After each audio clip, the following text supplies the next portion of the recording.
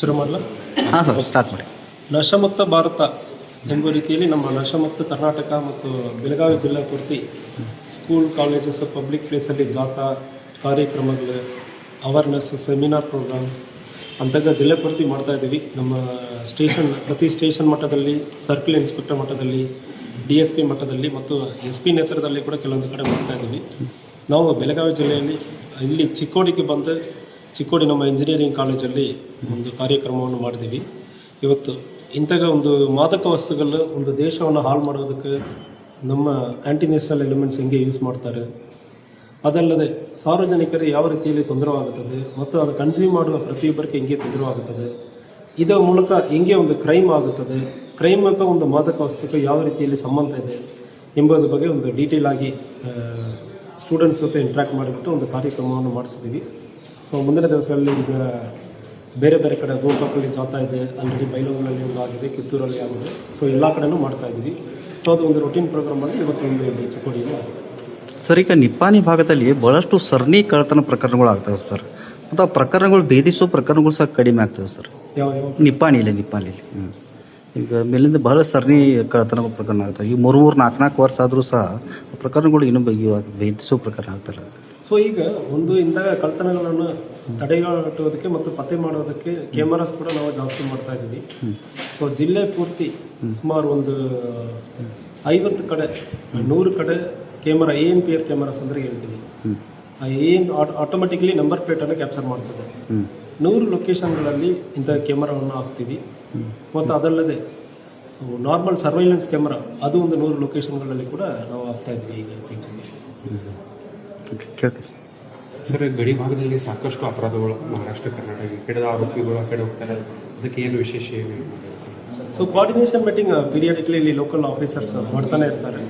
So ಗಡಿಪಾಗಗಳೇ ಅಲ್ಲಿ ನಾನು ಹೇಳಿದ್ದೇನಲ್ಲ, ಗಡಿಪಾಗಗಳಲ್ಲಿ even interior ರೋಡ್ಸಲ್ಲಿ ಈಗ ಬೋರ್ಗ್ರೌಂಡ್ ರೋಡ್ ಥರ ಇರಲಿ, ಪ್ರತಿಯೊಂದು ಮಹಾರಾಷ್ಟ್ರಗೆ ಹೋಗುವ ಸಣ್ಣ ಪುಟ್ಟ ರೋಡಲ್ಲಿ ಕೂಡ ಈಗ ಡಿಸ್ಕಷನ್ ಕೂಡ ನಾವು ಮಾಡಿದ್ವಿ. ಎಲ್ಲಿ ಕ್ಯಾಮರಾಸನ್ನು ಮಾಡಬೇಕಂದ್ರೆ ಆಫೀಸರ್ಸ್ ಜೊತೆ ಡಿಸ್ಕಷನ್ ಮಾಡಿ ಮಹಾರಾಷ್ಟ್ರ ಬಾರ್ಡರ್ ಎಲ್ಲೆಲ್ಲಿ ಇರ್ತದೋ ಅಲ್ಲಿಂದ ಬಂದು ಅಫೆನ್ಸ್ ಮಾಡಿ ಯಾರು ಹೋಗುವಾಗ ಗೊತ್ತಿಲ್ಲದೆ ಯಾರು ಹೋಗಬಾರ್ದು, ಕ್ಯಾಮರಾನಲ್ಲಿ ಕ್ಯಾಪ್ಚರ್ ಆಗಬೇಕು. ಅದರಿಂದ ನಾವು ಪತ್ತೆ ಮಾಡ್ತೀವಿ ಅಂದರೆ ಮುಂದಿನ ದಿವಸಗಳಲ್ಲಿ ಅವರು ತಪ್ಪು ಮಾಡೋದಕ್ಕೆ ಭಯ ಇರ್ತದೆ, ಇಲ್ಲಿ ಬರೋದು ಕಡಿಮೆ ಆಗುತ್ತದೆ.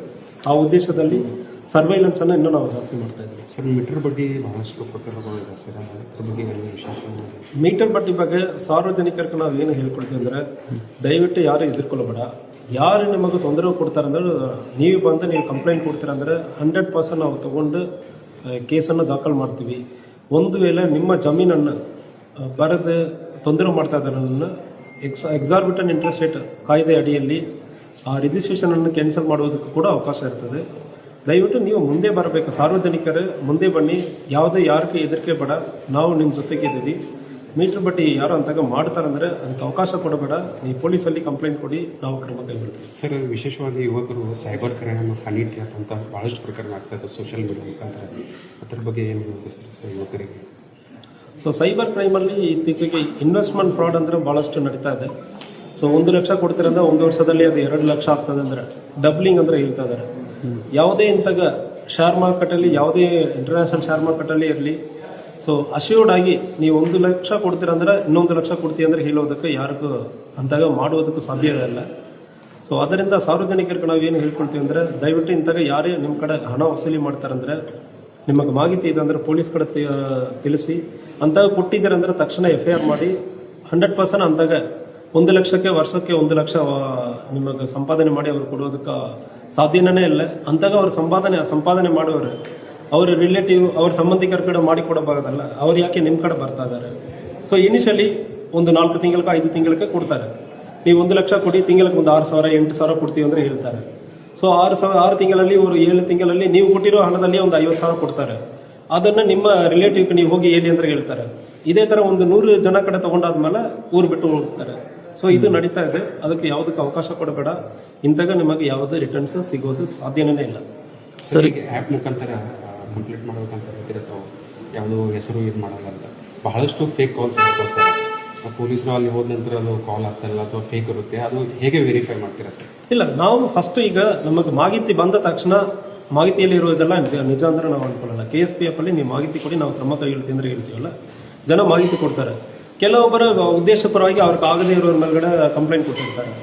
ಅದೆಲ್ಲ ನಾವು ಹೇಳ್ತೀವಿ, ಇಂಥವೇ ಇರ್ತಂದ್ರೆ ಅದನ್ನ ನಾವು ಕ್ಲೋಸ್ ಮಾಡ್ತೀವಿ. ನಮಗೆ ಉದಾಹರಣೆಗೆ ಕೆಲವೊಂದು ಕಡೆ ರಿಪೀಟೆಡ್ ಆಗಿ ಮಾಡ್ತಾರೆ, ಹೋಗಿ ವೆರಿಫೈ ಮಾಡೋ ಸಂದರ್ಭದಲ್ಲಿ ನಮಗೆ ಗೊತ್ತಾಗಿದೆ, ನಾವು ಅಲ್ಲಿನೇ ಕ್ಲೋಸ್ ಮಾಡ್ತೀವಿ. ಜಸ್ಟ್ ವಿಲ್ ಗೋ ಅಂಡ್ ಏನು ನಡೀತಾ ಇದೆ ಅವ್ರು ಹೇಳೋದು ನಿಜನ ಇಲ್ವ ಅಂದರೆ ವೆರಿಫೈ ಮಾಡ್ತೀವಿ. ತಕ್ಷಣ ಮಾಹಿತಿ ಕೊಟ್ಟ ನಂತರನೇ FIR ಮಾಡಲ್ಲ, ವೆರಿಫೈ ಮಾಡಿ ನಿಜವಾ ಸುಳ್ಳು ಅಂದರೆ ಫಸ್ಟ್ ಚೆಕ್ ಮಾಡ್ತೀವಿ. ಸೊ ಕೆಲವೊಬ್ಬರು ಇದನ್ನು ಮಿಸ್ಯೂಸ್ ಮಾಡೋದಕ್ಕೆ ಪ್ರಯತ್ನ ಮಾಡ್ತಾರೆ, ಬಟ್ ಅಂತಾಗೆಲ್ಲ ಯಾರಿಗೂ ಅವಕಾಶ ಕೊಡಲ್ಲ. ಚಿಕ್ಕೋಡಿ ಸಬ್ ಡಿವಿಷನ್ ಇದೆ ಸರ್, ಮೊದಲು ಸಬ್ ಜೈಲ್ ಇತ್ತು. ಅಂದರೆ ಆ್ಯಕ್ಚುಲಿ ಇದು ಕ್ಯಾಬಿನೆಟ್ ಸರ್ಕಾರ ಮಟ್ಟದಲ್ಲಿ ಇರೋ ಸಮಸ್ಯೆ. ಈಗ ಸಬ್ ಜೈಲ್ ಇಲ್ಲ ಸರ್ ಬಹಳಷ್ಟು ವರ್ಷದಿಂದ. ಹೀಗಾಗಿ ಸಿಬ್ಬಂದಿಗಳಿಗೆ ಆರೋಪಿಗಳನ್ನ ಇದು ಮಾಡಲಿಕ್ಕೆ ಬಹಳಷ್ಟು ಚಾಲೆಂಜಸ್ ಇದೆ. ತಾವು ಏನು ಇದು ಮಾಡ್ತೀರಾ ಸರ್ ಅದು? ಇಲ್ಲ, ಅದು ನಮ್ಮ ಮಟ್ಟದಲ್ಲಿ ಆಗೋದಿಲ್ಲ. ಸರ್, ಈಗ ಊರಿಗೆ ಹೋಗೋರು ಕಂಪಲ್ಸರಿ ಪೊಲೀಸರಿಗೆ ಮಾಹಿತಿ ಕೊಡಬೇಕು, ಆ ಬಗ್ಗೆ ಒಂದು ಆ್ಯಪ್ ಬಿಡುಗಡೆ ಮಾಡಿದ್ರು ಸರ್. ಆ ಆ್ಯಪ್ ಬಗ್ಗೆ ಅನ್ಸಲ್ಲ. ಯಾವುದು? ಈಗ ಊರಿಗೆ ಹೋಗ್ತಾರಲ್ಲ, ಊರಿಗೆ ಮನೆ ಬೇಕಾಗಿ ಊರಿಗೆ ಹೋಗ್ತಾರೆ, ಹೋಗೋಕ್ಕಿಂತ ಮುಂಚಿತವಾಗಿ ಆ್ಯಪ್ನಲ್ಲಿ ಮಾಹಿತಿ ಕೊಟ್ಟು ಊರಿಗೆ ಹೋಗ್ಬೇಕಂತ ಆ್ಯಪ್ ಬಂದಿದೆ ಸರ್. ಲಾಕ್ಡ್ ಹೌಸ್ ಅಂದ್ರೆ ನೀವು ಹೇಳ್ತಾ ಲಾಕ್ ಹೌಸ್. ಇದರಲ್ಲಿ ಕೆಲವೊಂದು ಚಾಲೆಂಜಸ್ ಇದೆ. ನೀವು ಟೌನ್ ವ್ಯಾಪ್ತಿಯಲ್ಲಿ ಇದು ನಾವು 100% ಎನ್ಫೋರ್ಸ್ ಮಾಡೋಕ್ಕಾಗುತ್ತದೆ. ಕೆಲವೊಮ್ಮೆ ಬಂದೋಬಸ್ತ್ ಡ್ಯೂಟಿ ಇಂತಾಗ ಇರೋ ಸಂದರ್ಭದಲ್ಲಿ ಇಂಟೀರಿಯರ್ ಪ್ಲೇಸ್ ಅಲ್ಲಿ ನಮಗೆ ಚಾಲೆಂಜಸ್ ಇದೆ. ಬಟ್ ಚಿಕ್ಕೋಡಿ ಟೌನ್ ಅಲ್ಲಿ, ನಿಪ್ಪಾಣಿ ಟೌನ್ ಅಲ್ಲಿ, ಯಾವುದೇ ಎಲ್ಲಿ ಪೊಲೀಸ್ ಸ್ಟೇಷನ್ ಇರ್ತದೆ ಅಂತಹ ಟೌನ್ ಮತ್ತು ಸುತ್ತಮುತ್ತ ಇರುವ ದೊಡ್ಡ ವಿಲೇಜ್ಗಳಲ್ಲಿ ನಾವು ಇದನ್ನು ಯೂಸ್ ಮಾಡೋದಕ್ಕೆ ಅವಕಾಶ ಇರ್ತದೆ. ನೀವು KSP ಆ್ಯಪ್ ಅಲ್ಲಿ ನೀವು ಹೋಗಿಬಿಟ್ಟು ಇಂತಾಗ ನಾವು ಊರಿಗೆ ಹೋಗ್ತಾ ಇದೀವಿ, ಮನೆ ಲಾಕ್ ಮಾಡಿ ಹೋಗ್ತಾ ಇದೀವಿ ಅಂದ್ರೆ ನೀವು ಅಪ್ಲೋಡ್ ಮಾಡ್ತೀರಿ ಅಂದ್ರೆ ಸಾಕಾಗುತ್ತದೆ. ಮನೆಗೆ ಬಂದು ನಾವು ಬೀಟ್ ಮಾಡ್ತೀವಿ, ಬಂದು ಚೆಕ್ ಮಾಡ್ತಾರೆ. ಚಿಕ್ಕೋಡಿ ಸಬ್ ಡಿವಿಷನ್ ಸಿಬ್ಬಂದಿಗಳು ಕೊಡ್ತೀವಿ ಬಹಳಷ್ಟು ಇದೆ. ಇಲ್ಲ, ಇದು ಮೇಲ್ಮಟ್ಟದಲ್ಲಿ ಸೀನಿಯರ್ ಆಫೀಸರ್ಸ್ ಚರ್ಚೆ ಆಗಿದೆ. ಸೊ ಈಗ ಕೊಡ್ತಾ ಇದ್ದಾರೆ ಸ್ವಲ್ಪ ವರ್ಷಕ್ಕೆ ಒಂದು 50ರಿಂದ 60 ಜನ. ಬೆಳಗಾವಿ ಜಿಲ್ಲೆಗೆ ವರ್ಷಕ್ಕೆ ಒಂದು 50-60 ಜನ ಅಂದ್ರೆ ನೆಕ್ಸ್ಟ್ ಒಂದು 5-10 ವರ್ಷಕ್ಕೆ ಇಂದಾಗ ಜಾಸ್ತಿ ಕೊಡ್ತಾ ಬರ್ತಾರೆ. ಚಿಕ್ಕೋಡಿ ನಗರ ಟ್ರಾಫಿಕ್ ಸಿಗ್ನಲ್ದ ಅವಶ್ಯಕತೆ ಇದೆ, ಸ್ಟಾರ್ಟ್ ಮಾಡ್ತಾರೆ. ಸೊ ಅದು ಪರಿಶೀಲನೆ ಮಾಡಿಕೊಂಡು ನಾವು ಮುಂದುವರಿತೀವಿ. Okay sir, thank you.